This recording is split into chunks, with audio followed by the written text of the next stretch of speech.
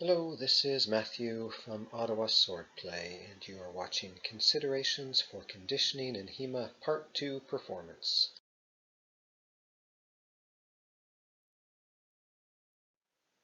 In Part 1, we talked about avoiding injuries in HEMA. In this video, I'd like to cover how physical training can improve our performance. To do that, we need to ask ourselves, what are the attributes we need to succeed in swordplay? Let's look to Ott, wrestling master, and Lichtenauer, sword master, and one famous French knight for answers. But first, I have to qualify that there are personal trainers and performance experts out there who can go much more in depth on this subject than I can. My goal here is to give people ideas to consider and insight into the thinking behind Ottawa Swordplay's conditioning class.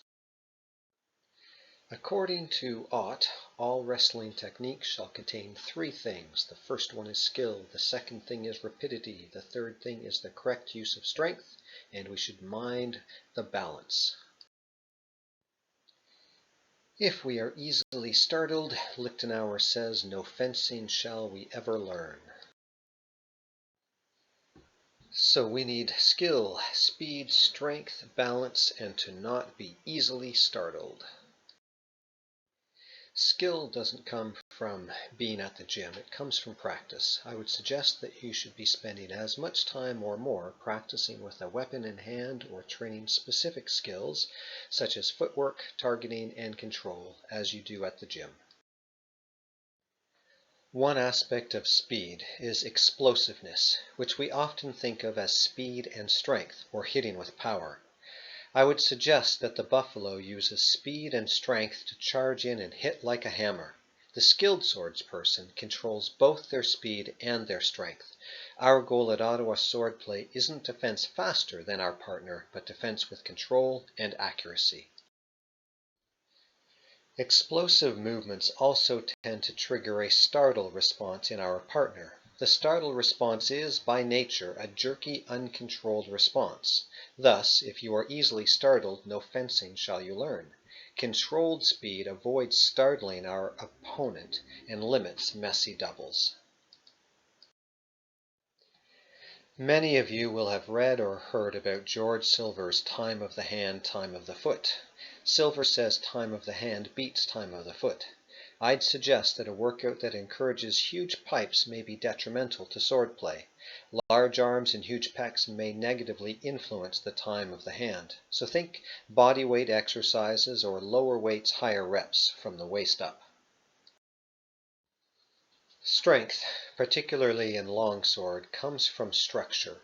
Solid structure comes from the foundation of strong legs properly placed, as demonstrated by Sean and Marla.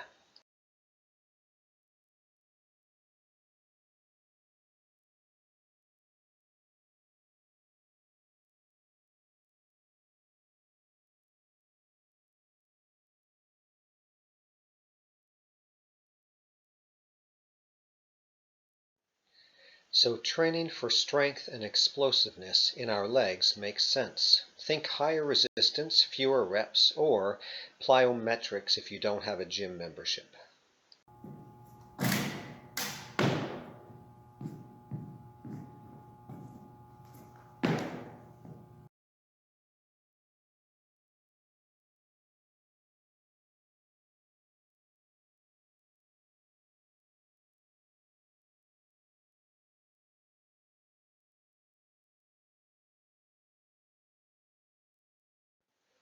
Balance is the result of strength and stability in our legs. Any type of exercise standing on one leg will assist with this, especially if you can close your eyes while doing it.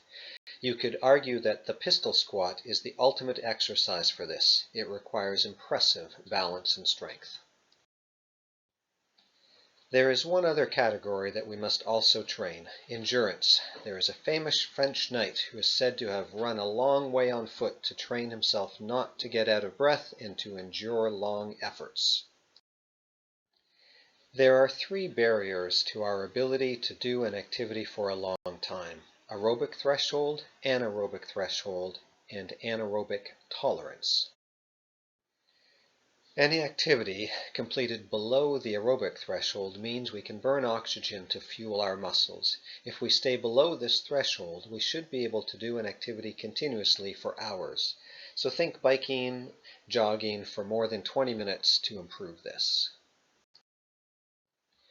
Activities completed above the anaerobic threshold cause lactic acid buildup. If we want to push that threshold up, think high-intensity interval training, like Tabata drills. Tabata drills involve going full out for 20 seconds, taking a 10-second break, and repeating the cycle 8 times for 4 minutes of remarkably effective training. These are not for the faint of heart. All high-intensity interval training will be challenging, but you can change the intensity of the HIIT drill to match your current fitness levels or the activity you are training for. For example, if your HEMA practice is strictly Blossfechten, consider completing HIIT drills with solo sword forms like our Einzelstück. Craig has a video coming soon about that.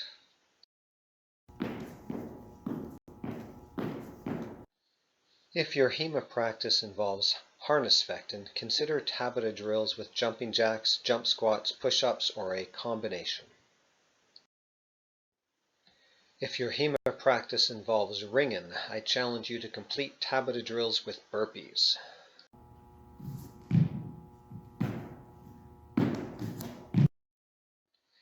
One important consideration about anaerobic threshold. Without the use of banned substances or illicit training methods, we all have a maximum that we can push our anaerobic threshold to. That means we also have to address the third barrier to endurance, anaerobic tolerance. Anaerobic tolerance is the ability to withstand the discomfort that comes from that lactic acid buildup. In other words, can we manage the lactic acid pain and continue to be technically skilled? For Ringen or Harnessfechten, this is often the difference between victory and defeat.